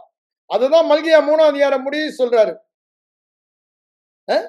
நான் வித்தியாசத்தை காண்பிப்பேன் என்று சொல்லுகிறார். அதுதான் ஆசீர்வாதம் என்று சொல்லுகிறார். நம்ம பொறுத்த வரைக்கும் காரிருள் உலகத்தை மூடலாம், பெரிய பஞ்சம் பட்டினி வரலாம். ஆனா நம்மளே தேவன் ஒளி உதித்தபடியினாலே அதை நம்ம தொடக்கூட முடியாது. மகிமை நம்மேல் இருக்கிறது. காருண்யத்தினால் என்ன பண்றாரு? பெரிய நாமத்தை நமக்கு தருகிறார். அப்படின்னா இந்த கீர்த்தி உலகம் முழுவதும் போகும். நீங்க யாருன்றது அன்றைக்கு ஓபேத் ஏதோம் வீட்டுல 2 சாமுவேல் 7:6 நீங்க வாசிங்கன்னா, அவன் செய்யறதெல்லாம், அவன் வீடெல்லாம் எல்லாமே ஆசீர்வாதம். ஏங்க, கர்த்தருடைய பெட்டி, தேவ பிரசன்னம், அது ராஜா வரைக்கும் நியூஸ் போகுது. உலகம் ஃபுல்லா பேச ஆரம்பிச்சுட்டானுங்க. இந்த ஏதோம் அவனுக்கு வந்த வாழ்வை பாடுறா. டேய், அந்த ஆண்டோடைய பெட்டியை கொண்டாந்து கர்த்தருடைய பெட்டி அங்க வச்சாங்க. வச்ச நாள்ல இருந்து பாரு, சும்மா அப்படியே பணம் மழை. அப்படிதானே? அவன் செய்யறதெல்லாம் பொன்னா மாறுது. தொட்டதெல்லாம், அவன் குடும்பத்தை பாரு, அவன் பிள்ளைய பாரு, அவன் நிலத்தை பாரு, அவன் மாட்டை பாரு, எல்லாமே ஆசீர்வாதம் ஆசீர்வாதம் ஆசீர்வாதம். எங்க வரைக்கும்? பக்கத்து வீட்டுக்காரன் பேசி, 3ஆம் வீட்டுக்காரன் பேசி, கிராமத்துக்காரன் பேசி, பட்டணத்துக்காரன் பேசி, ராஜா வரைக்கும், தாவீது ராஜா வரைக்கும், தாவீது ராஜாவுக்கு சொல்லப்பட்டது. அப்படிதானே அங்க வாசிக்கிறோம். கர்த்தர் ஓபேத் ஏதோம் வீட்டையும் அவனுக்கு உண்டான எல்லாவற்றையும் ஆசீர்வதித்தார் என்று தாவீது ராஜாவுக்கு சொல்லப்பட்டது. அப்பதான் அவகாசம், நம்ப விட்டுட்டோம், இதை விடக்கூடாதுன்னு போனான். இங்க பாருங்க, அந்த ஆசீர்வாதம் நமக்குள்ளேயே இருக்கு. கர்த்தருடைய பெட்டி அல்ல, அவரே நமக்குள்ள, நாமே அவருக்குள்ள. கிறிஸ்துவானவர் மகிமையின் நம்பிக்கையாய் நமக்குள்ளே இருக்கிறார். இந்த மகிமை நம்பிக்கையை தான் பார்த்துக்கிட்டு இருக்கோம். என்ன மகிமை, என்ன நம்முடைய விசுவாசம் என்று அதை என்ன சொல்றாரு பாருங்க. அடுத்தது, உன் கூடையும் மாப்பிசையும் தொட்டியும் ஆசீர்வதிக்கப்பட்டிருக்கும். அப்படின்னு என்னென்ன பொருள் நான் யூஸ் பண்றேனோ, ஒரு பேனாவோ, ஒரு புத்தகமோ, ஒரு நோட்டோ, ஒரு பாட்டிலோ, ஒரு டம்ளரோ, ஒரு சமைக்கிற பாத்திரமோ, நான் ஓட்டுற காரோ, இந்த லேப்டாப்போ, மொபைலோ, என்னமோ, you name it, anything, whatever I use, it will be a blessing. அங்க ரிப்பேர் வராதுங்க. நான் have seen it in my own life. N office லைஃப்ல வித்தியாசத்தை எனக்கு காண்பித்தார். I was the best division manager wherever I worked. Thoothukudi, Pondicherry, Chennai 3 இடத்துலயும் தொடர்ந்து வாங்க. ஜனங்கள் எல்லாம் கேட்பாங்க. அந்த வித்தியாசம் எனக்கு தெரியும். நான் அதை சொல்லுவேன். அவங்க உடனே நீ காஸ்பல் எங்களுக்கு சொல்ல ஆரம்பிச்சப்பான்னு ஓடிடுவாங்க கேட்டுட்டு. ஏன்? இது தேவனை விசுவாசித்தால் அந்த வித்தியாசம் வாழ்க்கையில் வெளிப்படுவதை நீங்க பார்க்க முடியும். வேற ஒண்ணுமே இல்லைங்க. I am not that perfect, I am not that holy. ஆனா ஒன்னே கத்துக்கொண்டேன். என்ன? விசுவாசம் கற்றுக்கொண்டேன். அப்படிதானே? அற்புத வாழ்க்கை வாழ்வதை தெரிந்து கொண்டேன். வித்தியாசமான வாழ்க்கையை நான் வாழ தேவனை பற்றி விசுவாசத்தை கற்றுக்கொண்டேன். அது ஒண்ணுதான் காரணம். அதுதான் என்னோட வாழ்க்கையில பார்த்தேன். என்னுடைய சம்பந்தமான எந்த பொருளா இருந்தாலும் அன்னசரி எக்ஸ்பென்ஸே எனக்கு கிடையாது. என் காரு நான் சொல்றேன், அந்த காலத்துல 10 வருஷம் ஓட்டினேன். வீணான செலவே எனக்கு கிடையாது. 10 வருஷம் கழிச்சு 80,000க்கு வாங்கினது 1,20,000க்கு வித்தேன். யோசித்து பாருங்க. 50% 10 வருஷம் ஓட்டின பிறகு. ஏன்? அது தேவனுடைய ஆசீர்வாதம் எனக்கு சொந்தமான என் கார் மேல இருந்தது. அததான் நான் சொல்ல வருகிறேன். எனக்கு சம்பந்தமான எதுவா இருந்தாலும் ஆசீர்வாதம். ஒரு வீண் செலவே வராது. வீண் செலவு வரும் அப்படின்னு உலகம் சொல்லும். ஆனா எனக்கு பொத்தலான பாக்கெட்டே கிடையாதுங்க. ஏன்? ஆசீர்வாதம் என் மேல இருக்கு. பொத்தலான பாக்கெட் சாபம். சம்பாதிக்கிறதெல்லாம் போயிட்டு இருக்கா, அது சாபம்.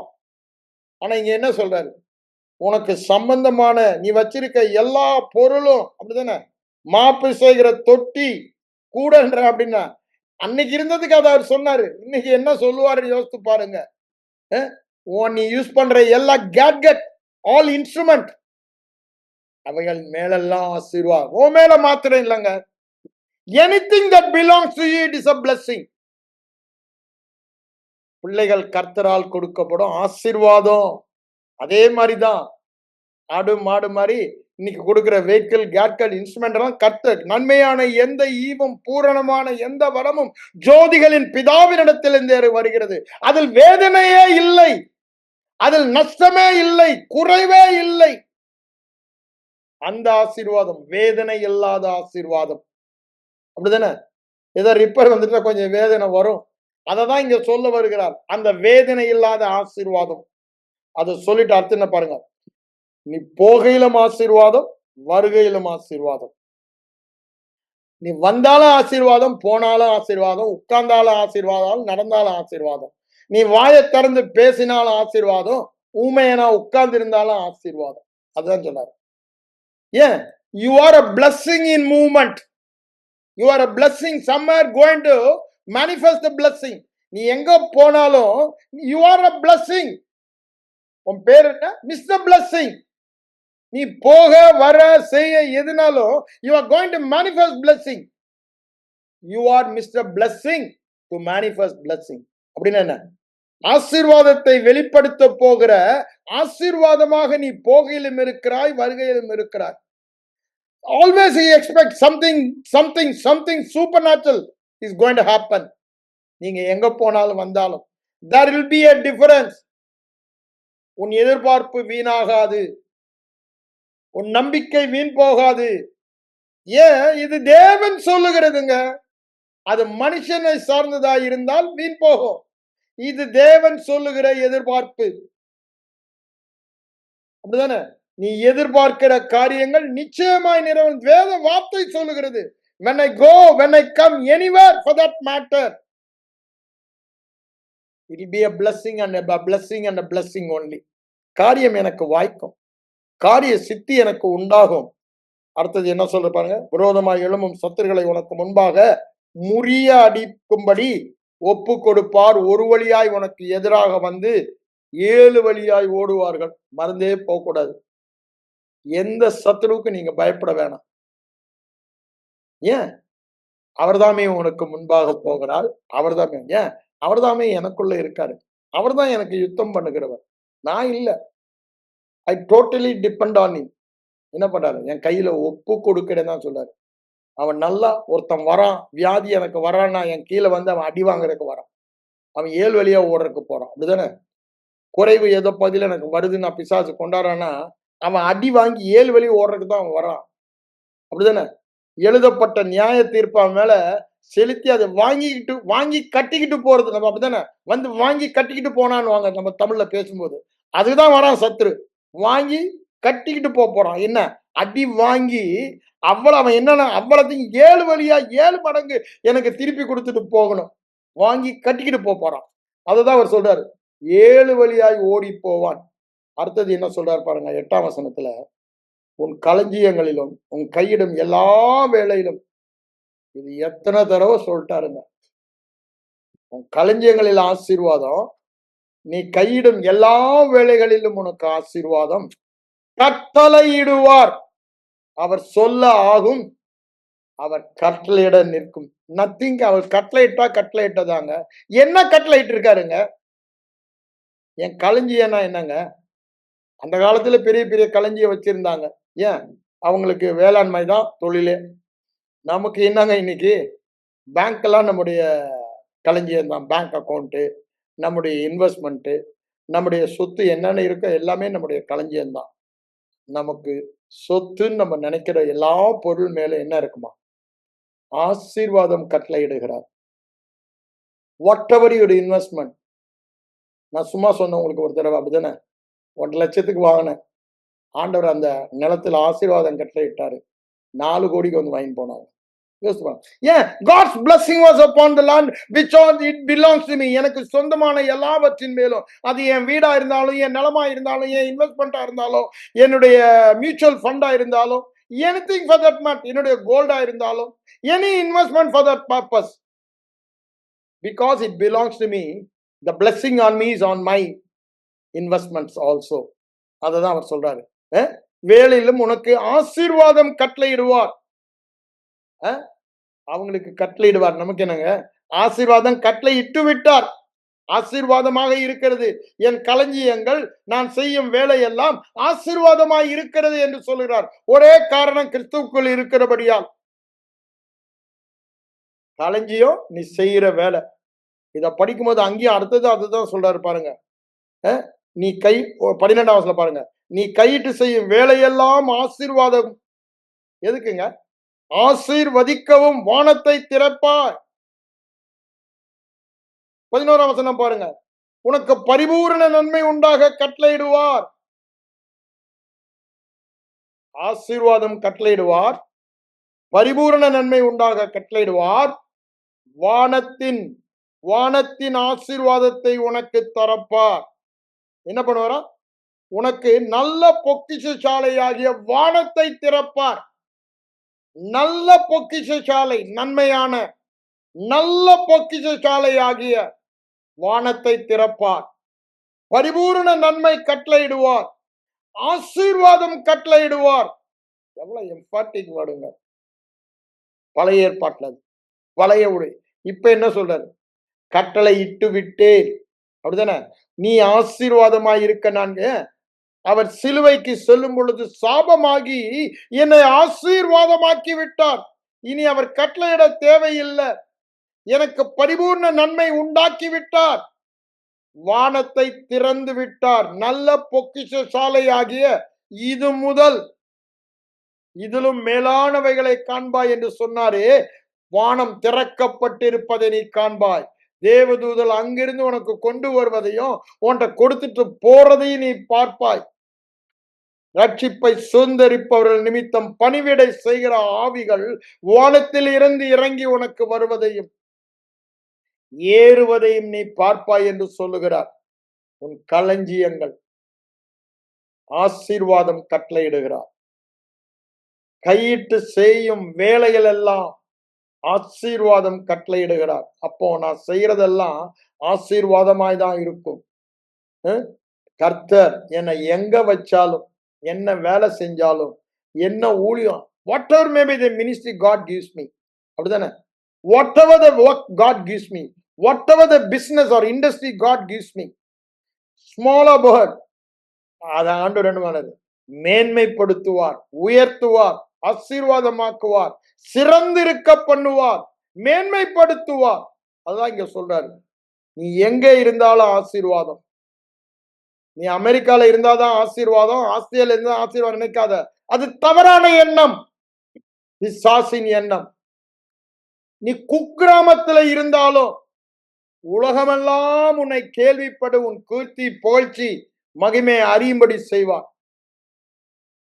வேதத்துல எவ்வளவு இடத்துல அதை பார்க்கிறோம், அந்த கீர்த்தி எப்படி போனது என்று ஒவ்வொரு புறத்தையும்.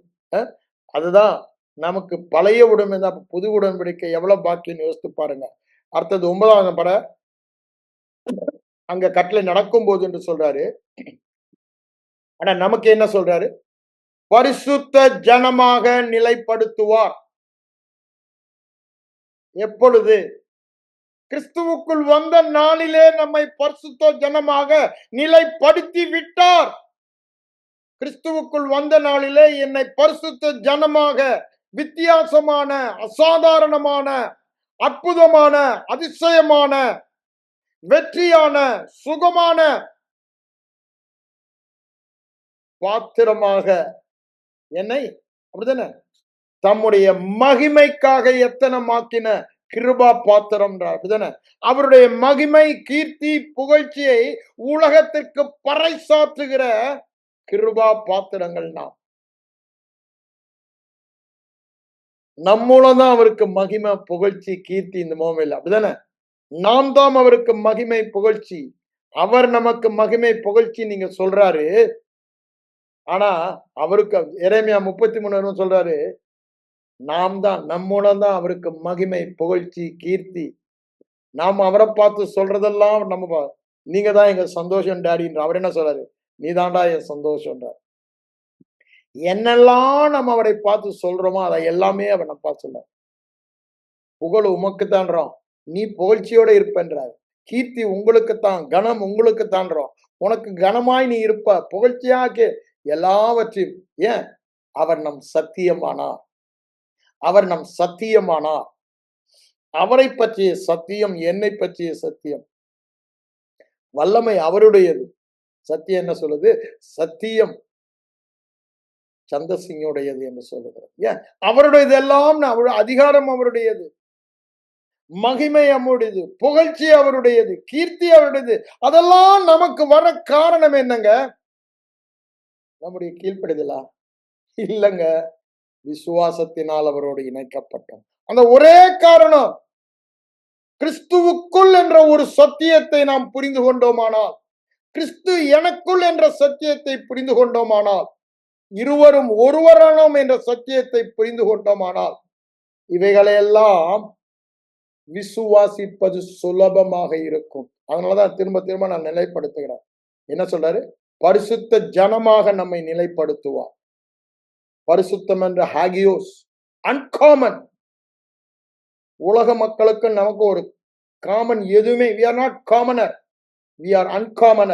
வித்தியாசமானவர்கள், விகற்பமானவர்கள், எல்லாவற்றிலும் அற்புத வல்லமை உடையவர்கள், தனித்தன்மை வாய்ந்தவர்கள், அப்படித்தானே, தெய்வத்துவம் வாய்ந்தவர்கள். என்னடா இவன் தேவனா, இவனுக்கு இப்படி நடக்கணும், அப்படித்தானே. இந்த காரியங்கள் எல்லாம் ஆண்டவரை பத்தி அப்படிதான் நாங்க பாக்குறோம். அவங்க அந்த ஆச்சரியப்படத்தக்கதாக நம்மை பரிசுத்த ஜனமாக வைத்திருக்கிறார். அவங்க நிலைப்படுத்துவார், நம்மை நிலைப்படுத்தி விட்டார்.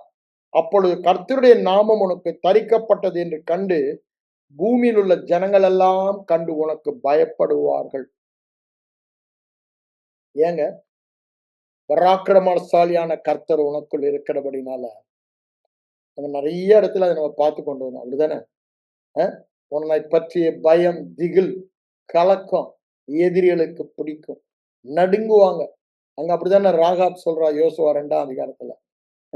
அங்க கிதியோனை பத்தி சொல்லும் போதும் அங்க அதை அப்படித்தான் சொல்றாங்க மீதியானியர்கள். அப்ப பாருங்க, எதிரிகளுக்கு எல்லாம் கலக்கம். தாவீதை குறித்த கலக்கம், யோசபாத்தை குறித்த கலக்கம் வேதத்துல ஏகப்பட்ட இடத்துல நம்ம அதை பார்க்கிறோம். ஏன்? தேவன் அதை உண்டு பண்ணுகிறார். தேவன் அதை உண்டு பண்ணுகிறார். அதனால எதற்கும் எனக்கு பயம் இல்லைன்னா பயம் இல்லதான். ஏன்? தேவன் நமக்கு பயமுள்ள ஆவியை தரல. ஏன்? அவனுக்கு தான் அந்த பயமுள்ள ஆவி. நம்ம நம்ம யாரு? நம்முடைய அடையாளம் என்ன? நம்முடைய சத்தியம் என்ன? கிறிஸ்து. அவருக்கு பயம் இருக்கா? எனக்கு இல்ல, எனக்கும் பயம் இல்லை. அப்ப அவரை குறித்து பிசாசு நடுங்குறானா? நடுங்குறான். அப்ப என்ன குறித்து நடுங்குறானா? பயப்படுறானா? நடுங்குறான். அவரை பற்றிய சத்தியம் எல்லாம் என்னை பற்றிய சத்தியம். ஏன்? அவரோடு நான் ஒன்றாகி விட்டேன். அதுதாங்க கிறிஸ்தவ புனித வாழ்க்கை, கிறிஸ்தவ அற்புத வாழ்க்கை, கிறிஸ்தவ வெற்றி வாழ்க்கை. இந்த ஒரே சத்தியம், நான் அவரோடு இணைக்கப்பட்டவன், அவரே என்னுடைய சத்தியமானார், அவரே என் சத்தியமானார், அவரே என் அடையாளமானார். ஆண்டவர் என்னை பார்க்கும் பொழுதெல்லாம் அவரை தான் பார்க்கிறார். அதுதான் இங்க சொல்றார். பரிசுத்த ஜனமாக நிலைப்படுத்துவார். உனக்கு கர்த்தருடைய நாமம் தரிக்கப்பட்டது. You are a Christian. கிறிஸ்துவை உடையவன், கிறிஸ்துவை சுமப்பவன், கிறிஸ்துவுக்குள் இருப்பவன், கிறிஸ்துவை தரித்து கொண்டவன். அப்படித்தானே? அங்க கலாத்தியர் 3:27 அதான சொல்றாரு, கிறிஸ்துவை தரித்து கொண்டவன் கிறிஸ்துவாய் இருக்கிறான். நீ கிறிஸ்துவானால் ஆபிரகாமின் 29 அதை சொல்றாரு. அததாங்க 2 கொரிந்தியர் 6ஆம் அதிகாரத்துல என்ன சொல்றாரு, 14-15 வாசிக்கும் போது, கிறிஸ்துவுக்கும் பேலியாளுக்கும் என்னடா, நீ கிறிஸ்துடா அப்படின்னா என்ன? அப்போ வியாதி இருக்க முடியுமா? குறைவு இருக்க முடியுமா? சாதாரண மனிதனா நீ வாழ முடியுமா? அசாதாரண தேவனாக வாழ அழைக்கப்பட்டவர். அததான் சொல்றாரு. அப்போ உன்னை கண்டா நீ வியாதிக்கும் மற்ற காரியங்களுக்கு பயப்படுவியா? சத்துரு கொண்டு வருகிற காரியங்களுக்கு, அல்லது அது உன்னை கண்டு பயப்படுமா? யோசித்து பாரு. உன் அடையாளம் என்ன? கிறிஸ்து. உன்னுடைய தகுதி என்ன? உன்னுடைய உன்னை பற்றிய சத்தியம் என்ன? கிறிஸ்து. அதுதான் இங்க சொல்றாரு. உனக்கு கொடுப்பேன் என்று கர்த்தர் கொடுத்த தேசத்தில் என்ன பண்ணார்? திருப்பி அதுக்கு வந்துட்டாரு. கற்பத்தின் கனி, மிருக ஜீவன் பலன், உன் நிலத்தின் கனி, உனக்கு பரிபூரண நன்மை கட்டளையிடுவார். அங்க என்ன சொன்னாரு? உன்னால ஆசீர்வதிக்கப்பட்டிருக்கின்றார். 4ஆம் வசனம். இங்க அங்க ஆசீர்வாதம் மாத்திரம் இல்ல, அது பரிபூர்ண. அங்க தீமையே இல்ல, அங்கு வேதனையே இல்ல.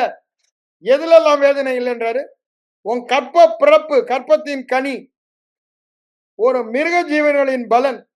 இன்னைக்கெல்லாம் நமக்கெல்லாம் கேட்கெட்ஸ் அண்ட் வெஹிக்கிள்ஸ் தான்.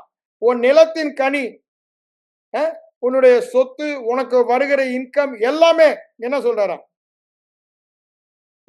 எல்லாமே பரிபூரண நன்மை, பரிபூரண நன்மை, பரிபூரண நன்மை, சம்பூரண நன்மை, எக்ஸீடிங்லி அபவ், ஓவர்ஃப்ளோயிங், தேவைக்கு மிஞ்சி. அப்படித்தானே? வீணடிக்கிற அளவுக்கு தேவைக்கு மிஞ்சி வழிந்து ஓடுகிற நன்மையை நமக்கு கட்டளையிடுகிறார். தீமை இல்லைங்க, தீமை இல்லைங்க, தீமை இல்லைங்க, நன்மையை கட்டளையிடுகிறார்.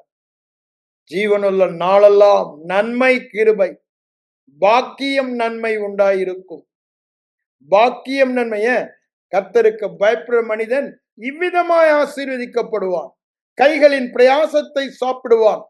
மனைவி வீட்டோரங்களில் கனிதரும் திராட்சை கொடி, பிள்ளைகள் பந்தியை சுற்றிலும் ஒளிவ மரக் கன்றுகள். கர்த்தர் சியோனில் இருந்து ஆசீர்வதிப்பார். பாக்கியம், நன்மை அவனுக்கு உண்டாயிருக்கும். அப்படிதானே சொல்றான். அததான் இங்க சொல்றாருங்க சங்கீதக்காரன். இதுதான் அங்க சொல்றாரு. அதை பாருங்க, என்ன சொல்றாரு பாருங்க. பரிபூரண நன்மை கட்டளையிடுவார், பரிபூரண நன்மை கட்டளையிடுவார். என் பிள்ளைகள்ல பரிபூரண நன்மை அவர்கள் மேல சொல்லுங்க, வாயை திறந்து. என் கற்ப பிறப்பே, பரிபூரண நன்மை தேவன் உண்மையில் கட்டளையிட்டு இருக்கிறார் என்று சொல்லுங்க. உங்களுடைய எல்லா உங்களுக்கு சம்பந்தமான மிருகணைப்பம் கிடையாது, அதெல்லாம் விட்டுடுங்க. உங்க காரோ, உங்க வெஹிக்கிளோ, உங்க வீட்டில் உள்ள கேட்கட்டோ, உங்களுடைய எல்லா பொருள்கள் மேலும் என்ன பண்றாரு? உங்களுக்கு இன்கம் வருகிற எல்லா சோர்ஸ் மேலும் பரிபூரண நன்மையை கட்டளையிடுகிறார். என்னென்ன சோர்ஸ்ல உங்களுக்கு இன்கம் வருதோ அதுல எல்லாவற்றிலும் எங்க கை வச்சாலும் சரி, அதுல பரிபூர்ண நன்மை, ஆசீர்வாதம் சொல்லிட்டாரு. இப்ப பரிபூர்ண நன்மையை கட்டளையிட்டு விட்டார். So whatever you do will prosper only. நீ செய்வதெல்லாம் வாய்க்கும், நீ செய்வதெல்லாம் வாய்க்கும். யோசுவாக்கு 1:8 அப்படித்தான் சொல்றாரு. சங்கீதக்காரன் சங்கீதம் 1:3 தான் சொல்றாரு. யோசேப்பு எல்லாம் ஏன் காரணம் என்ன? இதை தியானித்து இதயத்துக்குள்ள போயிடுச்சுன்னா செய்வதெல்லாம் நிச்சயமா வாய்க்கும். ப்ராஸ்பரிட்டி, சக்சஸ், அதான சொல்றாரு. பரிபூர்ணனா you will be prosperous, you will be successful, you will be healthy, no sickness life, no defeat life. அப்படிதானே? ever increasing, increasing, increasing, increasing life, no decrease at all, ever increasing, glory after glory after glory after glory. அதுதான் இந்த ஆசீர்வாத வாழ்க்கை. பரிபூரண நன்மையை அவர் கட்டளையிட்டு இருக்கிறார். அவர் சொல்ல ஆகும், அவர் கட்டளையிட ஆகும். அங்க என்ன சொல்ல பாருங்க. ஏற்ற காலத்திலே மழை பெய்யும் செய்து கையிட்டு செயல் வேலையெல்லாம் ஆசீர்வதித்து. திரும்ப திரும்ப சொல்றாருங்க. கையிட்டு செய்யும் வேலையெல்லாம் ஆசீர்வதிக்க நல்ல பொக்கிஷசாலாகியா வானத்தின் பொக்கிஷத்தை நமக்கு திறப்பாராம். எதுக்கு? நான் செய்யற வேலையெல்லாம் ஆசீர்வதிக்க, நான் செய்யற வேலையெல்லாம் ஆசீர்வதிக்க, நான் எதை தொட்டாலும் பொன்னா மாறுவதற்கு அவர் பொக்கிஷ சாலையாகிய வானத்தை திறக்கிறார். Unimaginable, unimaginable. ஆனா நம்ம என்ன பண்றோம்? இதெல்லாம் யோசிக்கிறது கூட கிடையாது. இத கொஞ்சமும் யோசித்து பார்ப்பது கூட கிடையாது. இது என் நினைவுகள், உன் நினைவுகள் அல்ல என்று சொல்லுகிறார். நான் உன்மேல் வைத்திருக்கிற நினைவுகள் நன்மைக்கு ஏதுவானவைகள் என்று சொல்லுகிறார். அந்த நினைவை தான் பார்த்துட்டு இருக்கோம். தேவன் நம்ம பத்தி எப்படி வச்சிருக்காரு, நாம் யாராக இருக்கிறோம், நம்ம பற்றி என்ன நினைக்கிறாரு, அந்த நினைவு நம்ம நினைவா மாற்ற வேண்டும், எண்ணங்களை மாற்றி அமைக்க வேண்டும். உலக மக்களை மாதிரி எண்ணிக்கிட்டு இருக்கே, நீ உலக மக்கள் இல்லடா, தேவனுக்கு சொந்தமான பரிசுத்த ஜனம். பூமியில உள்ள எல்லா ஜனங்களும் ஒன்ன மாத்திரம் தனக்கு சொந்தமா, சொந்த சம்பத்தா தெரிந்து கொண்டாரு. உன் எண்ணத்தை மாற்று, உன் பேச்ச மாற்று, ஆட்டோமேட்டிக்கா உன் செயல் மாறும் என்று சொல்லுகிறார். உன் உள்ளான படத்தை நீ யார் என்பதை கிறிஸ்துவுக்குள் வைத்து உன்னை பார். அதுதான் சொல்றாரு. என்னவா? நல்ல பொக்கிஷசால வானத்தை திறப்பார். நீ ஒரு நாளும் கடன் வாங்க மாட்ட. ஜாதிகளுக்கு கொஞ்சம் கூட புரியாதது. சகோதரனுக்கு கூட சொல்லலைங்க. சகோதரனுக்கு கூட சொல்லலைங்க. ஜாதிகளுக்கு கடன் கொடுப்பார். You will be the banker. ஏன்? நல்ல பொக்கிஷசாலையாக வானத்தை திறந்து கொட்டுறாருங்க. நான் மல்கியா 3 சொல்லல, இடம் கொள்ளாமல. இங்க நான் கிறிஸ்துவுக்குள் இருக்கிறபடினால, கிறிஸ்து சாபமானபை என்னை ஆசீர்வாதமாக்கினபடினால, சகலவித ஆசீர்வாதம் ஆசீர்வதித்திருக்கிறார் சொல்றாரு. அந்த ஆசீர்வாதம் என்னன்றதை தான் சொல்றேன். இனி நான் தசமபாகம் கொடுத்து எனக்கு வரதை பத்தி நான் சொல்லல. அது பழைய உடன்படிக்கை. இங்க புது உடன்படிக்கையில கிறிஸ்து சாபமாகி என்னை ஆசீர்வதித்து, கிறிஸ்துவுக்குள் சகலவித ஆசீர்வாதங்களினாலும் என்னை ஆசீர்வதித்திருக்கிறாரு. அது என்னன்றத நான் சொல்றேன், நல்லா புரிஞ்சுக்கீங்க. அது இதுவும் போட்டு குழப்பாதீங்க. அந்த கண்டிஷனா இங்க சொல்லலங்க. எபேசியர் 1:3 தான் கண்டிஷன் இருக்கா? இல்ல. கொடுங்கள் உங்களுக்கு கொடுக்கப்படும். ஐயா, பொருளாதார ஆசீர்வாதத்துக்கு தேவன் வைத்த திட்டம், எந்த அளவினால் நீங்கள் கொடுக்கிறீர்களோ அந்த அளவினால் உங்களுக்கு கொடுக்கப்படும். அப்படிதானே? உனக்கு ஐஸ்வர்யத்தை சம்பாதிப்பதற்கான பலனை கொடுக்கிறவர் என்று நீ நினைக்கணும்னா எடுத்து தாராளமா கொடுக்கணும். அதுதான் சொல்றாரு. கொடுப்பாய், நீ வாங்க மாட்டாய். கொடுப்பாய், வாங்க மாட்டாய். ஊழியமும் வாங்குறதற்கு ஊழியம் இல்லைங்க, கொடுக்கிறதுக்கு தான் ஊழியம். வேலையும் நான் வாங்கி சாப்பிட்டு நான் பொழைக்கு நானும் என் பிள்ளை இல்ல, கொடுக்கிறதுக்கு தான். எல்லாமே கொடுக்கிறதற்கு. அந்த இடத்திற்கு கொண்டு வந்தது இந்த ஆசீர்வாதம். எதனால? கிறிஸ்துவுக்குள் இருக்கிற ஒரே காரணம். கிறிஸ்துவுக்குள் இருக்கிற ஒரே காரணம். அதான் சொல்றாரு, கையிட்டு செய்யும் வேலையெல்லாம் ஆசீர்வதிக்க தமது நல்ல பொக்கிஷ சாலையாகிய வானத்தை திறப்பார். அநேக ஜாதிகளுக்கு கொடுப்பாய், கடன் கொடுப்பாய், கடன் வாங்காதிருப்பாய். 14ஆம் வசனம் என்ன சொல்றாரு பாருங்க. அவைகளுக்கு செவி கொடுத்து வந்தால் உன்னை வாளாக்காமல் தலையாக்குவார், கீழாக்காமல் மேலாக்குவார். வாளாக்காமல் தலையாக்குவார், கீழாக்காமல் மேலாக்குவார். என்ன? வாளாக்காமல் உன்னை அதற்கு செவி கொடுன்றாரு. உன்னை கீழாக்காமல் மேலாக்குவான் கர்த்தர் சொல்றாரு. அதற்கு செவி கொடுன்னு சொல்றாரு. வானத்தின் பொக்கிஷ சாலையை திறப்பாரு. நல்ல பொக்கிஷமா வானத்தின் வாசலை திறந்து உனக்கு போடுவான்றாரு. அதை செவி கொடுன்றாரு. பூமியில் உள்ள சகல ஜாதியில உன்னை மேன்மையாக வைப்பார் என்று சொல்றாரு. அதை செவி கொடு என்று சொல்றாரு. அப்படித்தானே? ஆசீர்வாதம் முந்திரி கொட்ட மாதிரி உனக்கு முன்னால முந்திக்கும், நீ ஒன்னும் பண்ணவானான்றாரு. அதற்கு செவி கொடுன்றாரு. நீ போகையிலும் ஆசீர்வாதம் வருகையிலும் ஆசீர்வாதம் சொல்றாரு. அதற்கு செவி கொடுன்றாரு. அப்படிதானே? உனக்கு சம்பந்தமான எந்த பொருளா இருந்தாலும், எந்த உயிரா இருந்தாலும், உன் சந்ததியா இருந்தாலும் எல்லாமே ஆசீர்வாதம்ன்றாரு. அதற்கு செவி கொடு. சத்துருவ உன் கையில ஒப்பு கொடுப்பாரு. நீ மிதி மிதி, சத்துருக்களின் மதில்களை நீ மிதி. அவன் 7 வழியா ஓடுவான் சொல்றாரு, அதற்கு செவி கொடு என்று சொல்றாரு. நீ கையிட்டு செய்யற வேலையும் களஞ்சியத்திலும் ஆசீர்வாதம் கட்டளையிடுவான்னு சொல்றாரு, அதற்கு செவி கொடுன்னு சொல்றாரு. நல்லா யோசித்து பாருங்க. வேற ஒண்ணுமே அவர் சொல்லலங்க. அவருக்கு செவி கொடுக்க சொல்லுகிறார். உன்னை என்னவாக வைத்திருக்கிறார்? ஒரே பரிகாரம் மரணம். கிறிஸ்து செய்து முடித்த கிரியை, கிருபையினால் நீ என்னவாய் இருக்கிறாய் என்று வேதம் சொல்லுகிறது. சகல ஆசீர்வாதங்களினாலும் ஆசீர்வதித்து இருக்கிறார். அததான் ஒண்ணு ஒண்ணா தனித்தனியா எடுத்து பார்த்தோம் இப்போ. அப்படிதானே? அதற்கு செவி கொடுக்க சொல்றார். செவி கொடுக்க சொல்றார். வேற ஒண்ணுமே சொல்லங்க. செவி கொடுத்தா போதும். இருதயத்துல விசுவாசம் வரும். Faith cometh by hearing. When faith comes, that overcomes everything. உங்கள் விசுவாசமே உங்கள் விசுவாசமே இந்த ஆசீர்வாத வாழ்க்கையை அனுபவமாக்குறது. கண்களை மூடி ஜெபிப்போம். எங்கள் அன்பின் பரலோக பிதாவே, இந்த மத்தியான வேலைக்காக உம்மை நன்றியோடு ஸ்தோத்திரிக்கிறேன் ஆண்டவரே. நீங்க சகலவித ஆசீர்வாதங்களினாலும் எங்களை ஆசீர்வதித்து இருக்கிறோம் என்று சொன்னதை நாங்கள் வேதத்தின் மூலமாக எங்களை எப்படியெல்லாம் நீங்க பாக்குறீங்க, நீங்க எங்களை எப்படியெல்லாம் வைத்திருக்கீங்கன்னு பார்க்க எங்களுக்கு இந்த நாட்களில் நீ கொடுத்த பாக்கியத்திற்காக ஸ்தோத்திரம்.